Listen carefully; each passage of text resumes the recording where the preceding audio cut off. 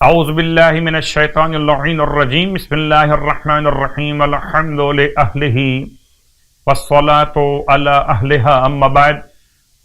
ماہ شعبان المعظم کی برکتوں کے ساتھ، رحمتوں کے بیان کے ساتھ آپ کی خدمت میں فضائل اور اعمال کا سلسلہ۔ صلوات شعبانیہ کے کلمات میں سے ایک کلمہ آپ کی خدمت۔ فرماتے ہیں مولا امام سجاد علیہ السلام وَهَذَا شَهْرُ نَبِيِّكَ، اور یہ ماہ شعبان تیرے نبی کا مہینہ۔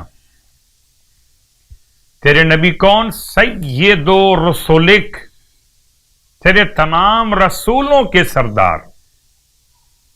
شعبان الذی، یہ مہینہ ماہ مبارک شعبان کا۔ الذی حففتہ منک بالرحمہ، جس کو تو نے بھر دیا ہے اپنی بارگاہ سے رحمتوں سے۔ والرضوان، رحمت سے بھی بھر دیا اور اپنی رضا سے بھی بھر دیا۔ الذی کان رسول اللہ صلی اللہ علیہ وآلہ وسلم یدعب فی صیامہ وقیامہ فی لیالیہ وایام بخوء لک فی اکرامہ واعظامہ۔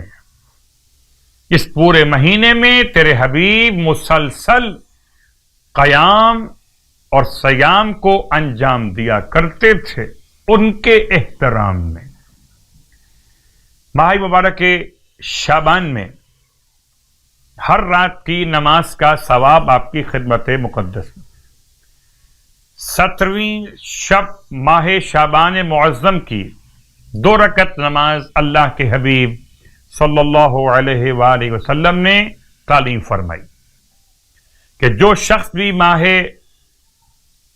شب ہفدہم، یہ 17ویں ماہ شعبان کی شب میں 2 رکعت نماز پڑھے، اس طرح کہ ہر رکعت میں الحمد کے بعد سورہ اخلاص کو پڑھے 71 مرتبہ 71 ٹائم، اور بعض روایات میں 70 مرتبہ استعمال ہوا۔ تو آپ اگر 71 بار پڑھ لیتے ہیں تو دونوں روایتیں اس میں شامل ہو جاتی ہیں۔ تو 2 رکعت نماز پڑھنا ہے کہ ہر رکعت میں الحمد کے بعد 71 مرتبہ سورہ اخلاص کی تلاوت۔ نماز تمام کرنے کے بعد 70 مرتبہ استغفار پڑھنا، استغفر اللہ ربی واتوب الیہ۔ فرماتے ہیں اللہ کے حبیب کہ اپنی جگہ سے اٹھے گا نہیں مگر خداوند عالم اس کے سارے گناہوں کو بخش دے گا اور آئندہ اس کے گناہ لکھے بھی نہیں جائیں گے۔ سبحان اللہ، یعنی خدا اسے اپنی رحمت سے برائیوں سے اتنا دور رکھے گا کہ نہ گناہ کرے گا نہ لکھے جائیں گے۔ ماہ شعبان کے 17 روزے رکھنے کا ثواب اللہ کے حبیب ارشاد فرماتے ہیں کہ جہنم کے تمام دروازے ماہ شعبان کے 17 روزے رکھ لینے والے پر بند کر دیے جائیں گے۔ خدا ہم سب کو ماہ مبارک شعبان کے صیام اور قیام کی توفیق عطا فرمائے، الہی آمین۔